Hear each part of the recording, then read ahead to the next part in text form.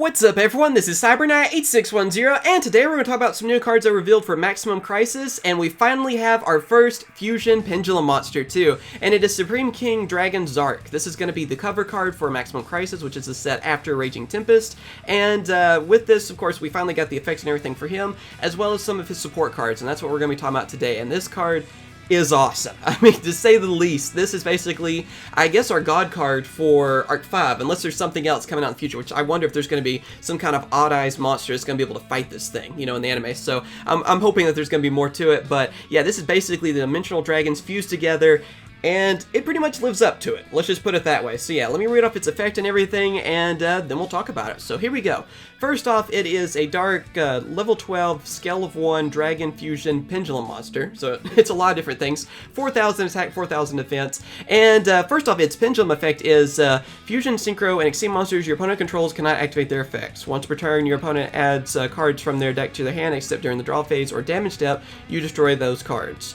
And then, of course, for the monster effect, and also since it's a fusion, the fusion materials are 4 dragon-type monsters, one being a fusion, one being a synchro, Exceed, and pendulum, so the dimension dragons.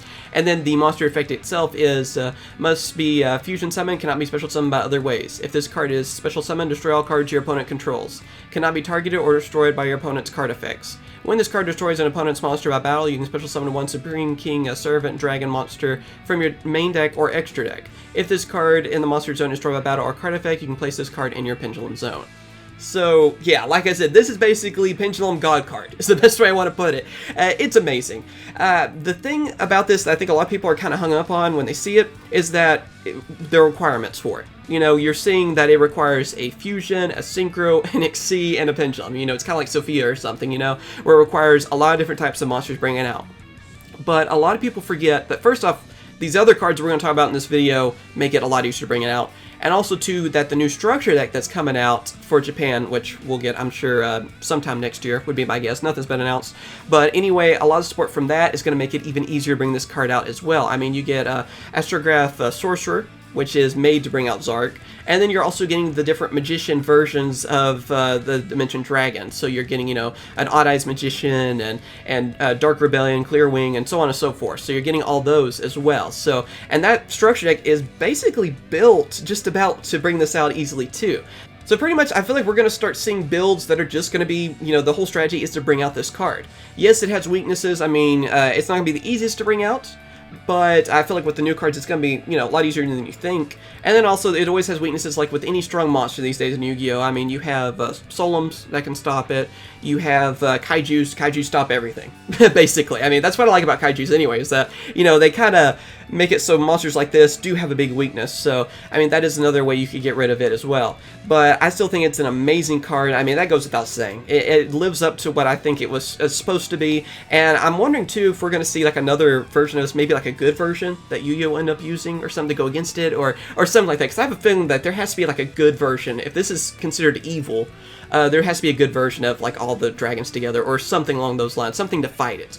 So I'm looking forward to seeing what kind of monster that's going to be, and this card, though, it's amazing. Everything about it, I mean, there's not much else I can say. It just obliterates everything when it's summoned. It's a searcher for Supreme King Servant Dragons, and then with, like, the other ones I'm about to talk about, with another one of the dragons, that's basically a searcher. I mean, you can use that effect to help you get that card, search for what you need, and it doesn't look like it's going to be really that tough to bring this card out, to be very honest. Like I said, with the structure deck, yeah, it's not going to be that tough. And then next up we have Supreme King Servant Dragon Darkvern. I think it's like Wyvern and Dark put together. Anyway, I think I said that correctly. It is a dark level 4 scale of 5 dragon pendulum effect monster. Its pendulum effect is once per turn, if you control no monsters, you can place one Supreme King Gate pendulum monster from your deck in your pendulum zone. Also, you cannot pendulum summon monsters for the rest of this turn except dark monsters, even when this card leaves the field. And then the effect part, the monster effect, is that if this card is normal or special summon, you can add one Supreme Gate pendulum monster from your deck to your hand. If this card is in your graveyard and you control no monsters, you can special summon this card. You can only use each effect of Supreme King Servant Dragon Darkvern once per turn. Also, it has 1,800 attack and 1,200 defense.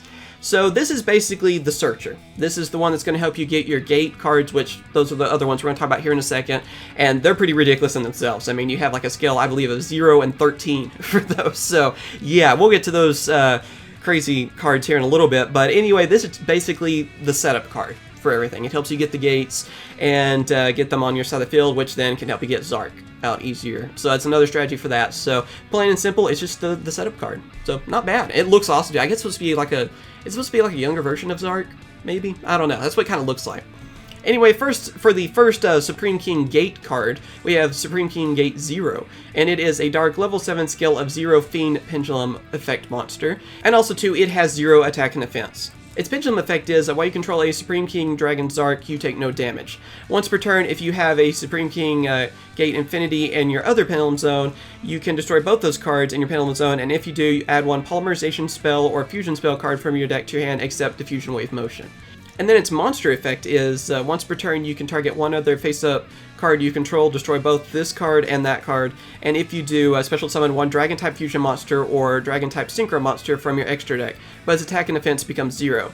It has its effects negated, also it cannot be used as a synchro or exceed material for a summon. If this card in the monster zone is destroyed by battle or card effect, you can place this card in your pendulum zone.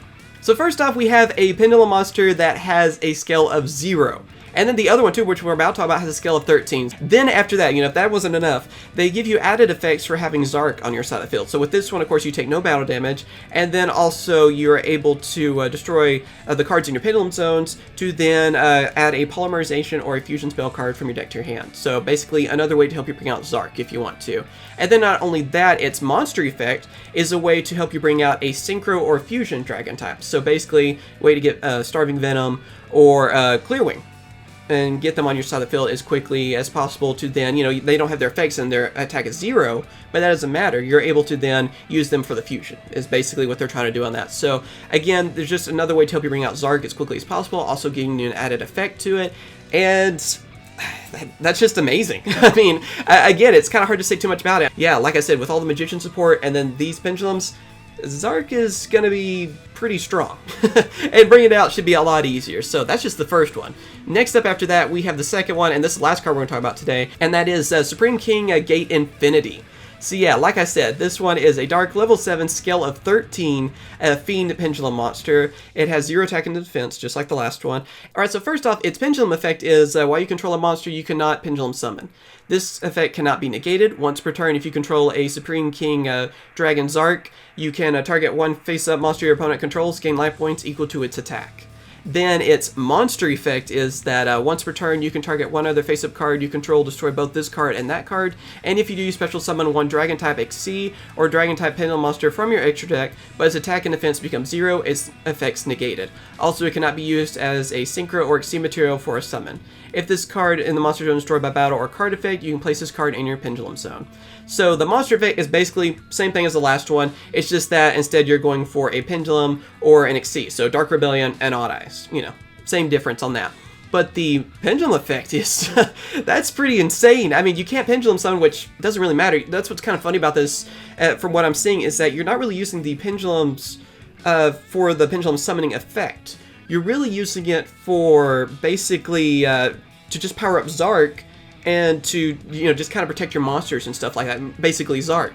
So that's what's kind of funny about this. It's kind of using pendulums in a different direction than that. You're not really going to be using summoning, because obviously you can't with this one. You cannot pendulum summon, because I was kind of wondering what they were going to do, and I hadn't read the first part of that effect yet, because these have been translated several times, and so, I was wondering how they would, balance that out with having a scale of 0 and 13, but basically they're just there to, again, help out Zarc, whether it be powering him up, powering up your life points. I mean, being able to take, the attack of one of your opponent's monsters added to your life points, and that can be an insane amount of life points you could get added to you. And then, of course, the monster effect, again, it's just another way to bring out the different dimension dragons to then go for Zarc. So basically, these cards are amazing, and they look like they're going to be a lot of fun to use, is pretty much the best way I can sum up all of these cards together. So, yeah, what do you guys think about these cards? You like them, not like them so much? Again, when you look at the new structure deck that's coming out with the new Magician Pendulums, it makes this card even make a whole lot more sense, because they're all made to even help bring out Zarc even easier. You're getting different magicians that are going with it, and I think we're basically going to see a deck that is just made to bring out Zarc. Plain and simple. It's not going to be something you're going to throw in with other things. You're still going to use it. And I don't think it's going to be a big problem to deal with Solemns or Kaijus. Like I said before, there's other things too, but those are the top two that always come to mind.